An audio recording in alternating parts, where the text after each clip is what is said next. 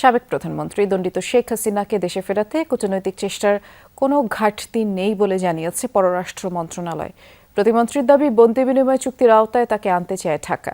পাশাপাশি ডিসেম্বরে শেষ হতে যাওয়া গঙ্গা চুক্তি নবায়ন নিয়ে ঢাকা দিল্লি আলোচনা ইতিবাচক পথে এগোচ্ছে বলেও জানান তিনি। পররাষ্ট্র সচিব নিউ ইয়র্ক ও জেনেভায় নতুন দূতের পাশাপাশি ব্রিটেন ও ভারতে নতুন হাই কমিশনার নিয়োগে পেশাদারিত্ব প্রাধান্য পাচ্ছে বলেও জানান শামা ওবায়েদ। সিলন টি রপ্তানিতে শীর্ষে। 5 আগস্ট 2024-এর পর থেকেই দিল্লিতে অবস্থান সাবেক প্রধানমন্ত্রী শেখ হাসিনার। অন্তর্বর্তী সরকারের পর বিএনপি ক্ষমতায় এসেও তাকে ফেরাতে আদালতের রায়ের কপিসহ দিল্লিতে চিঠি লিখেছে পররাষ্ট্র মন্ত্রণালয়। আনুষ্ঠানিকভাবে জবাব না পেলেও সম্প্রতি এক সাক্ষাৎকারে চলতি বছরের মধ্যেই দেশে ফেরার কথা জানিয়েছেন শেখ হাসিনা।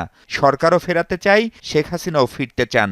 এখন তাহলে চ্যালেঞ্জ কি? প্রশ্ন পররাষ্ট্র প্রতিমন্ত্রীর কাছে। আইনি জটিলতা আছে কি নাই সেটা আমাদের আইন মন্ত্রণালয় এবং স্বরাষ্ট্র মন্ত্রণালয় সেটা খুঁটিয়ে দেখবে। পররাষ্ট্র মন্ত্রণালয়ের পক্ষ থেকে আমাদের যে প্রক্রিয়া আমাদের চালানো দরকার সেই প্রক্রিয়া আমরা চালাচ্ছি, সেটাতে কোনো ঘাটতি আমি দেখছি না। যিনি আসামি তার বক্তব্য তো এখানে রেলেভেন্ট না। এবছর ডিসেম্বরে শেষ হচ্ছে ভারতের সাথে গঙ্গা চুক্তির মেয়াদ।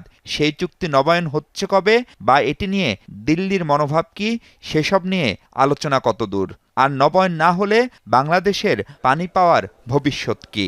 সব আলোচনা তো ভিজিবল না, আলোচনা তো চলতে থাকে। তো যে দ্বিপাক্ষিক আলোচনা হচ্ছে সেই আলোচনা আমি বিশ্বাস করি যে গঙ্গা চুক্তির গুরুত্বটা এবং গঙ্গার পানির গুরুত্বটা ভারত বুঝতে পারে এবং সেটা বিবেচনায় রেখে আমাদের দ্বিপাক্ষিক সম্পর্কটাকে যাতে কোনো রকমভাবেই ক্ষতিগ্রস্ত না হয় সেটা মাথায় রেখেই ভারত সিদ্ধান্ত নেবে এবং আমরা মনে করি যে এটা পজিটিভ দিকেই আগাচ্ছে। সম্প্রতি জাতিসংঘে বাংলাদেশের স্থায়ী প্রতিনিধি হিসেবে নিয়োগ পেয়েছেন মানবাধিকার কর্মী আইরিন খান।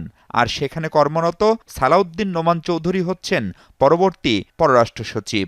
আর বর্তমান পররাষ্ট্র সচিব আসাদ আলম সিয়াম দিল্লি যাবেন হাই কমিশনার হয়ে।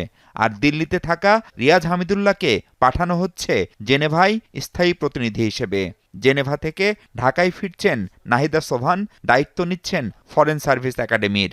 আর চুক্তিভিত্তিক নিয়োগে থাকা একাডেমির রেক্টর আব্দুল মুহিত যাচ্ছেন লন্ডনে হাই কমিশনার হয়ে।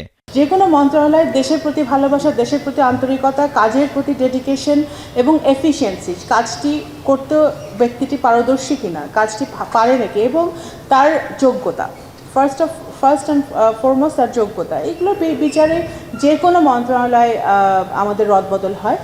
সবার আগে বাংলাদেশ দলের এই নীতি সামনে রেখে কূটনীতি এগোচ্ছে বলে জানান শামা ওবায়েদ। আমি আশা করছি যে ভারত। মাহফুজ মিশু, যমুনা নিউজ, ঢাকা।